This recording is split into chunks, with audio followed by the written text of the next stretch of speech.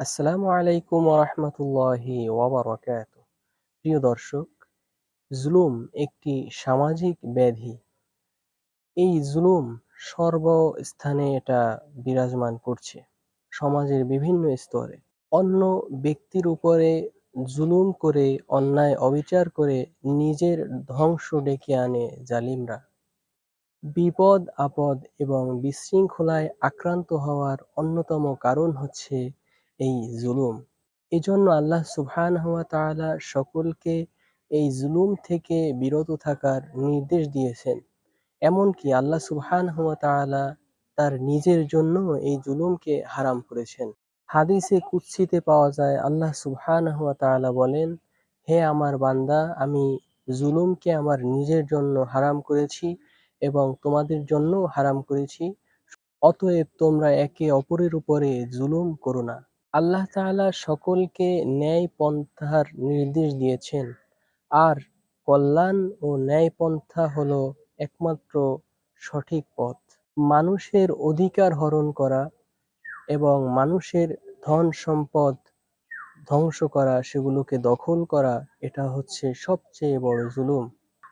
এই ধরনের জুলুমের কারণে পৃথিবীব্যাপী বিশৃঙ্খলা সৃষ্টি হচ্ছে এবং অশান্তি তৈরি হচ্ছে।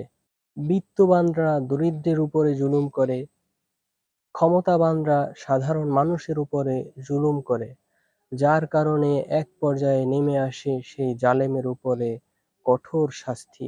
মুসলিম শরীফের ২৬১৩ নং হাদিস, রাসূলুল্লাহ সাল্লাল্লাহু আলাইহি ওয়াসাল্লাম বলেন, নিশ্চয়ই যারা মানুষকে অন্যায়ভাবে কষ্ট দেয়, আল্লাহ সুবহানাহু ওয়া তাআলা তাদেরকে অবশ্যই শাস্তি প্রদান করবেন।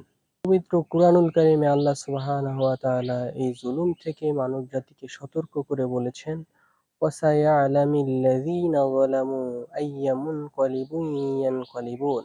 অর্থাৎ অচিরেই জালিমরা জানতে পারবে যে তাদের প্রত্যাবর্তন স্থল কোথায়। তিরমিজির ২৫১১ নম্বর হাদিস, রাসূল সাল্লাল্লাহু আলাইহি ওয়াসাল্লাম বলেন, দুটি পাপের শাস্তি আল্লাহ সুবহানাহু ওয়া তাআলা আখিরাতের পাশাপাশি দুনিয়ায়ও দিয়ে থাকেন। আর সেই দুটি হলো আত্মীয়তার সম্পর্ক ছিন্ন করা এবং জুলুম করা। সমাজে বিশৃঙ্খলা এবং অশান্তির মূল কারণ হচ্ছে এই জুলুম। আল্লাহ সুবহানাহু ওয়া তাআলা মানুষের বিশৃঙ্খলার কারণে, মানুষের জুলুম করার কারণে এই অশান্তি চাপিয়ে দিয়েছেন।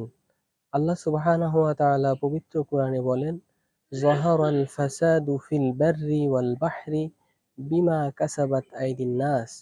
জলে এবং স্থলে যে সমস্ত বিপর্যয় রয়েছে, তার সকল কিছুই মানুষের দুই হাতের কামাই। মাজলুমের দোয়া আল্লাহ সুবহানাহু ওয়া তাআলার নিকট থেকে কবুল হয়, আল্লাহর নিকট থেকে ফেরত আসে না। এজন্য মাজলুমের দোয়ার ব্যাপারে খুবই সতর্ক থাকা প্রয়োজন।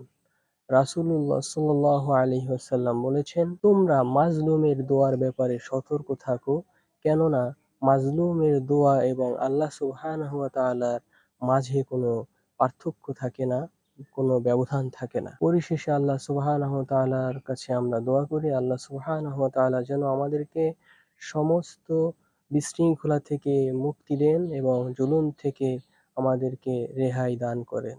আসসালামু আলাইকুম ওয়া রাহমাতুল্লাহি ওয়া বারাকাতুহু।